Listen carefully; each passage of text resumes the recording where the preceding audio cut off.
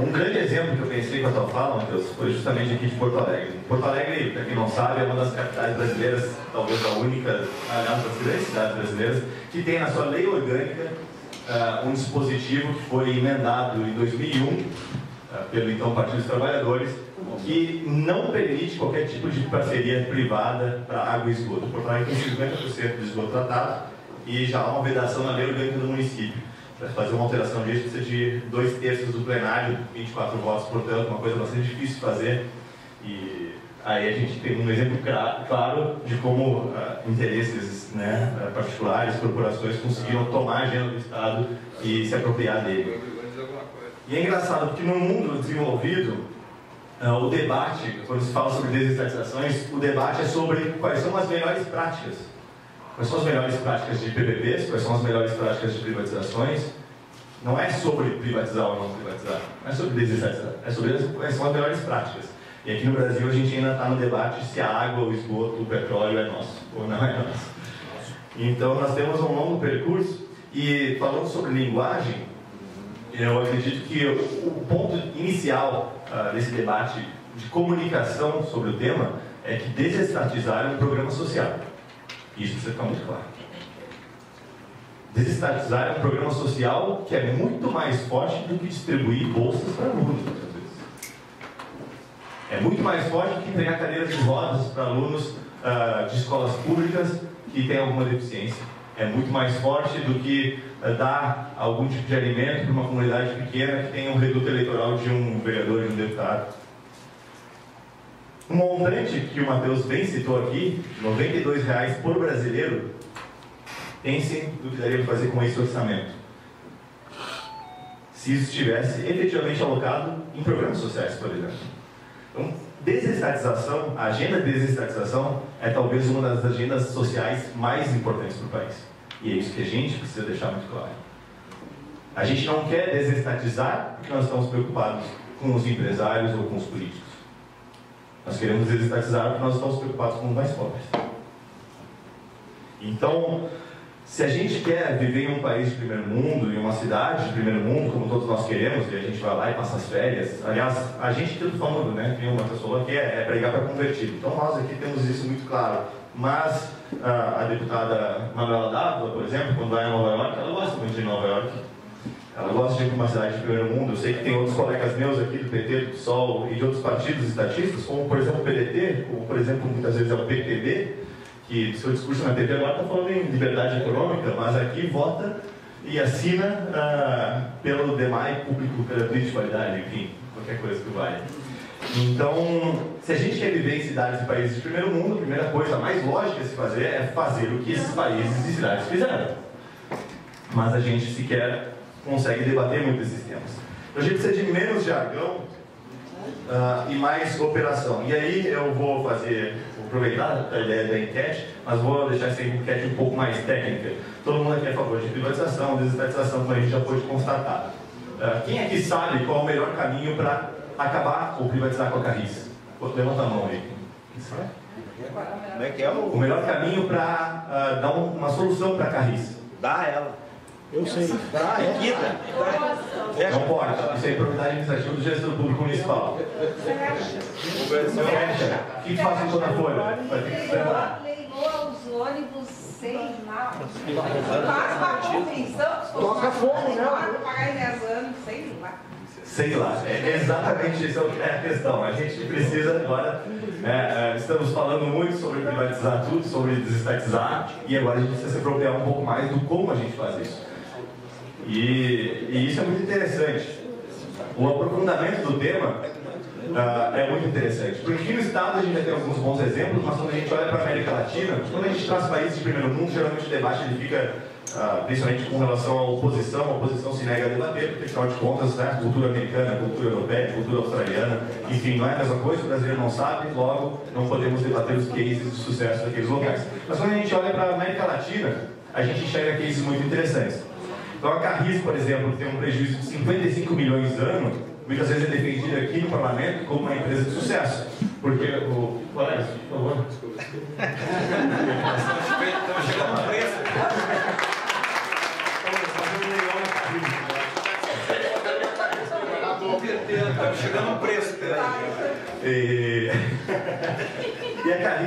55 milhões de prejuízo, muitas vezes é defendido aqui no parlamento ou na TV, e é engraçado que a empresa dá ouvidos para isso e não questionam efetivamente como ela ganhou prêmios de sucesso. É a melhor empresa de transporte público do país, premiada muitas vezes. Pergunto, quantos administradores tem aqui nesse ambiente? Quantos empresários que seja?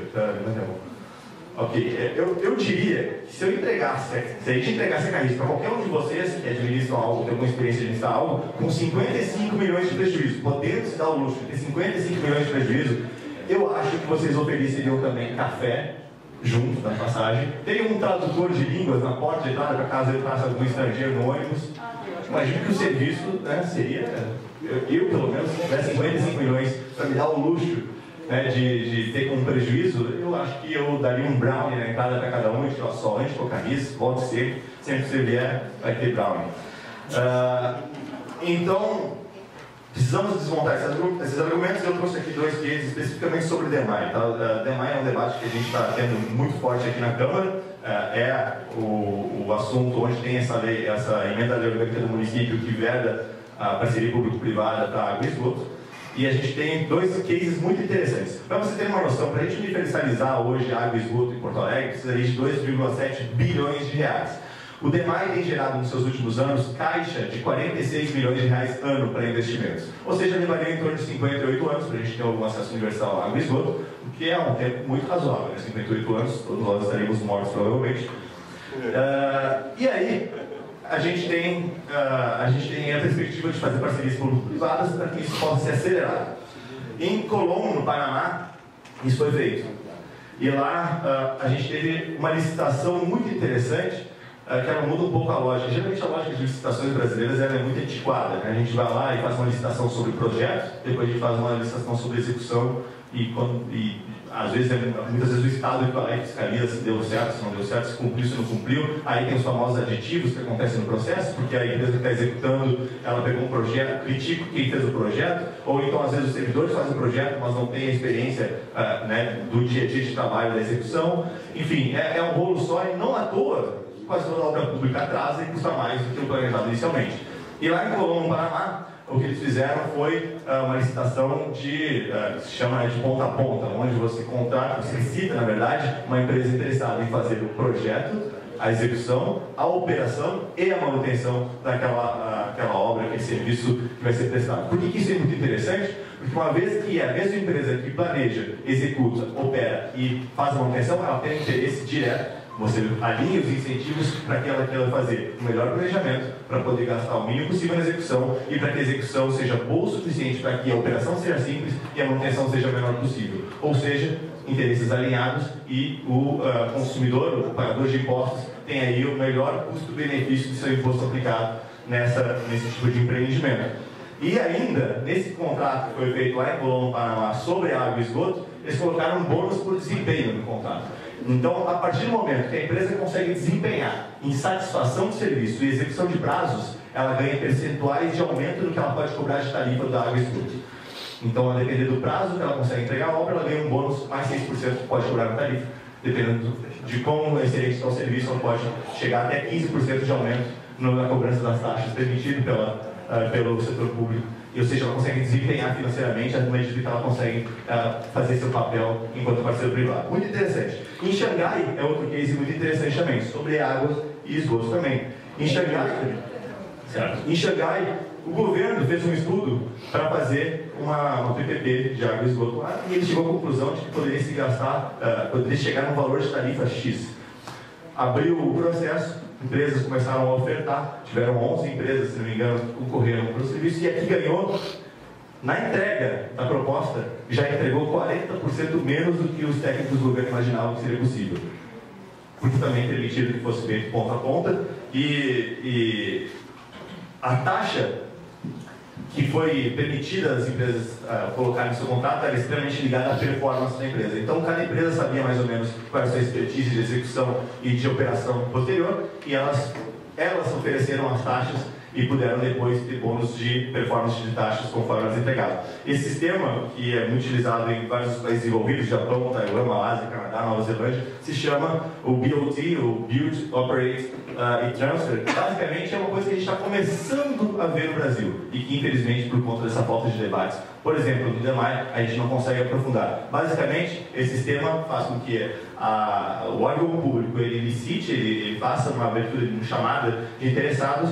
O interessado, uma vez que ganha aquele contrato, ele vai construir, operar e depois de um prazo de concessão, ele pode entregar, retornar aquele patrimônio constituído para o setor público, fazer uma nova licitação de operação, ou ele mesmo pode ofertar uma nova proposta para ficar operando por mais 20, 30 anos. Então, é muito interessante falar então, sobre as especificidades disso, porque quando a gente trata sobre o como, a gente desmonta de maneira assim, inquestionável os argumentos que muitas vezes os sindicatos e servidores apresentam no debate público sobre esses temas. E eu recebi muitos servidores e falei com o sindicato sobre essa questão do DEMAI, e o que eu vi é que mesmo o mais alto nível dos técnicos que vieram à Câmara debater com os vereadores não estavam informados sobre o tema, não sabiam que o DEMAI gerava 46 milhões de caixa para investimentos a ponto de necessitar de 58 anos. Eles achavam que era possível sim, e caíram naquele discurso simples de que a água e o esgoto são nossos e, portanto, devem ser públicos e permanentemente permanecer dessa forma. Então, precisamos nos aprofundar e conhecer cases de sucesso, como foi o caso de Colombo, Paraná, como foi o caso de Xangai, que não são não são regiões super desenvolvidas, referências mundiais. Hoje Xangai até é comparado com o que era, né? Nessa época foi da década de 90.